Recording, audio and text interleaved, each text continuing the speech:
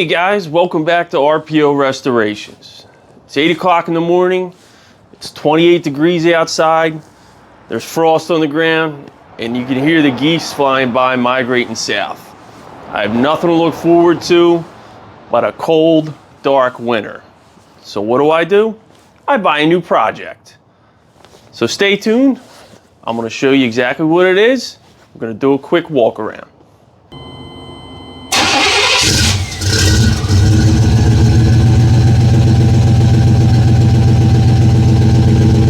So here it is, my new, to me, 1993 full-size Chevy Blazer K1500. Why did I buy it, you may ask? It only had 63,000 miles on it, and it's relatively rust-free, which here on the East Coast is a very rare thing. In fact, when these things were new on the East Coast, you never saw them. Nobody drove full-size SUVs. So this one's been on my bucket list. I've been looking for one for a long time. Finally came across one on a Facebook forum, and after several conversations with the previous owner, Frank, thank you, Frank, I bought it. Brought it home last week, and I'm just getting ready to get started doing some work on it. So I mentioned that it had 63,000 miles and was relatively rust-free, right? Yeah. So now that I've talked about all the good things with the truck, let's run through a quick montage of all the bad. It has terrible brakes. It's got no four-wheel drive. It's covered in dings and dents. It's got a little bit of play in the steering.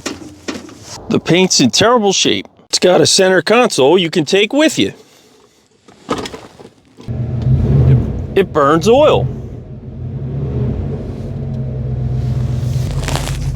It's got a really loose shift lever. There's plenty of cigarette burns in the interior. It's got no anti-lock brakes. It's got a headliner that's fallen down. And visors that have seen better days.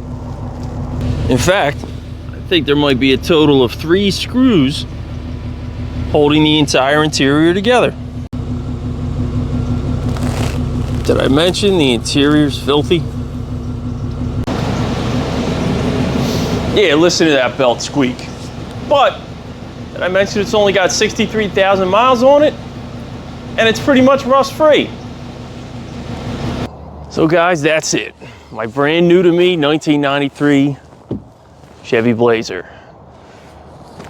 Make sure you hit the subscribe button if you want to follow along with the series, because in episode 2, we're going to tackle that steering issue, start diagnosing some of these brake problems. So tune in, I'll see you on the next one.